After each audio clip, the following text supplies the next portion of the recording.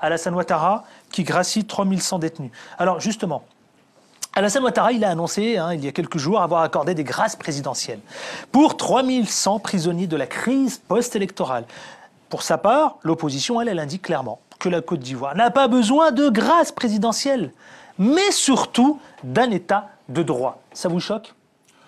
J'imagine que non. D'un État de droit, oui, on a besoin d'un État de droit en Côte d'Ivoire. Mais ce qu'il faut savoir, c'est que ce que fait M. Ouattara maintenant en disant qu'il libère 3100 prisonniers, parmi lesquels il prononce pour la première fois des prisonniers politiques. Donc Ouattara, ici, répond à la problématique d'existence des prisonniers politiques en Côte d'Ivoire, chose qu'on lui reprochait depuis et qu'il niait. Donc ça, c'est une victoire pour l'opposition que nous représentons. Deuxième chose, il y a eu un moment où nous avons décidé d'engager des négociations et des dialogues avec le gouvernement. Je suis allé moi-même en Côte d'Ivoire, j'ai rencontré le ministre Ahmed Bakayoko, nous en avons parlé, des prisonniers politiques, M. Soro Diom, nous l'avons rencontré, nous en avons parlé. Nous avons rencontré aussi le ministre Aoussou Jano, qui est le ministre qui représente en tout cas l'intermédiaire entre le gouvernement et les partis de l'opposition. Nous en avons parlé, nous avons discuté avec lui. Nous avons rencontré aussi l'ONUCI, pour parler des prisonniers politiques en Côte d'Ivoire. Si aujourd'hui, 5 ans après, M. Ouattara reconnaît qu'il y a des prisonniers politiques et qu'il va procéder à une grâce présidentielle, c'est déjà une bonne chose. Mais il faut qu'il aille plus loin. Parce qu'entre une grâce... Il va procéder, il a accordé, ça y est, il a accordé plutôt une grâce présidentielle. Entre la grâce présidentielle et l'amnistie, je pense que Ouattara doit aller beaucoup plus loin pour faire une amnistie. Parce que la grâce présidentielle ne concerne que des prisonniers qui ont été jugés et qui ont été condamnés. On leur fait grâce. Mais il y a des prisonniers politiques qui n'ont jamais été jugés depuis 5 ans. Pour certains, depuis 4 ans, depuis 2 ans, qui sont en prison et qui n'ont pas été jugés. Dans ce cas, il faut une amnistie. Il faut qu'il fasse une amnistie pour que ceux qui n'ont pas encore été jugés soient libérés. Et ça, ce serait un acte fort que M. Ouattara pourra poser. Parce qu'il y a des symboles dans les prisonniers politiques. Et il y a des symboles comme Mme Simone Gbagbo, qui a été jugée, condamnée à 20 ans de prison. On parle de réconciliation en Côte d'Ivoire. L'acte que Ouattara doit poser, c'est de libérer les symboles de ces prisonniers politiques. Il y a Mme Simone Gbagbo, il y a les cadres du FPI, donc monsieur Hubert Oulaye, monsieur Lida Kwasi, monsieur Assouadou, qui sont des cadres du FPI, qui doit libérer. Mais il y a aussi des petits prisonniers. Il y a le retour des exilés. Par rapport aux exilés, nous avons fait une proposition, le CRI panafricain, au gouvernement, de mettre en place, de créer un haut commissariat pour le retour des exilés. Ce haut commissariat qui pourra confier à un pro-Gbagbo. Parce que qui, mieux qu'un pro-Gbagbo, peut parler aux pro-Gbagbo qui sont à l'extérieur? Pourquoi? M. Ouattara, les pro-Gbagbo ne lui font plus confiance, surtout ceux qui sont en exil. On se souvient du retour d'exil, quand M. Ouattara disait qu'il fallait que les Ivoiriens rentrent en Côte d'Ivoire. On se souvient du retour du ministre Assouadou. Dès qu'il est arrivé en Côte d'Ivoire, 2-3 semaines après, il a été arrêté et il est en prison. Ça fait maintenant 1 an et demi qu'il est en prison. Donc, ils n'ont plus confiance au régime de M. Ouattara. Donc, pour l'acte fort, effectivement, il faut mettre ce haut commissariat que le CRI panafricain a proposé et le confier à un pro-Gbagbo. C'est un acte fort. Lui donner tous les moyens qu'il faut pour que les réfugiés puissent revenir. Parlons de l'amnistie. Je termine. Parlons de l'amnistie. Il faut rappeler que M. Laurent Gbagbo, en 2002, a fait une amnistie à tous les ex-rebelles qui ont endeuillé la Côte d'Ivoire, M. Soro Diom et son équipe. Il y a eu amnistie. Donc il n'y a pas eu de poursuite, il n'y a pas eu de jugement. Il a gracié en prenant une amnistie.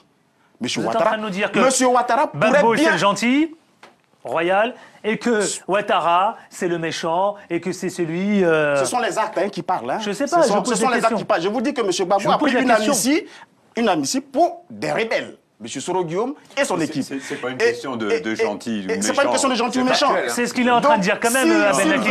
Il est en train de dire, je le rappelle simplement à nos amis, que quand Laurent Gbagbo était au pouvoir, il a gracié, il a amnistié.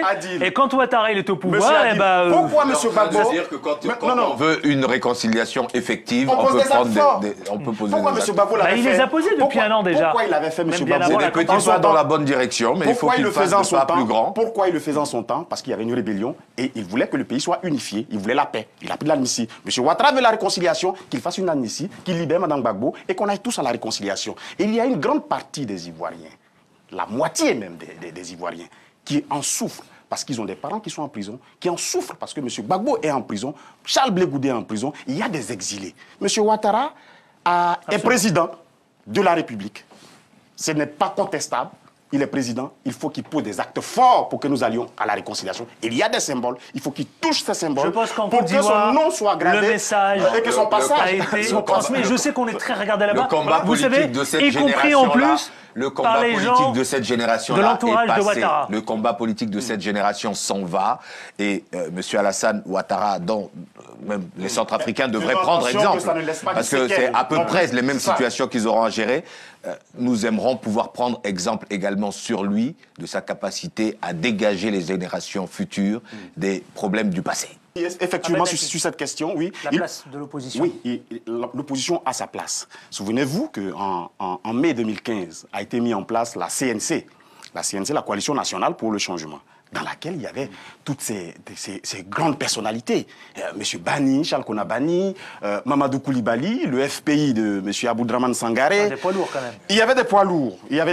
Moi-même, j'y étais. Oui, mais le FPI n'aurait pas été le FPI. Sans Laurent Hakoun, décapiter Gbagbo et mettre de côté Laurent Hakoun, c'était tuer le FPI. Hein. C'est pas faux. Oui, donc ils y étaient. Ah, vous dites rien, là.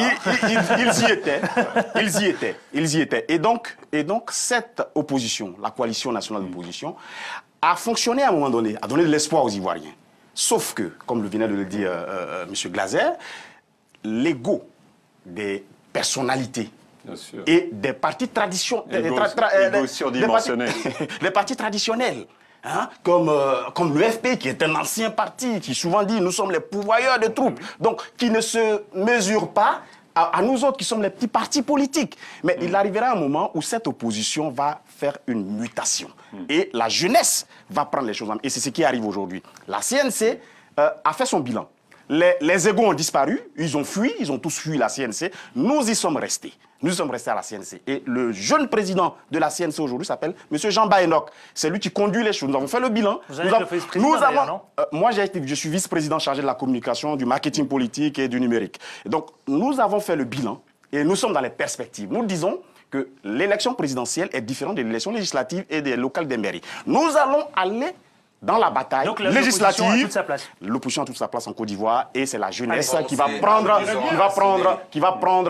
le dessus sur ces anciens qui nous ont toujours amenés dans des délits. Je voudrais vraiment qu'on la traite, n'est-ce pas? Merci à vous d'être venu ici. À Ben Naki, président du CRI panafricain, merci également. Et avec son ouvrage Côte d'Ivoire, notre CRI, chronique d'une résistance au cœur de l'Occident, aux éditions L'Harmattan. Voici, je le montre, il est là. Un petit appel à tous les Ivoiriens, à tous les pro-Gbagbo, à tous les Africains qui sont épris de paix et de justice.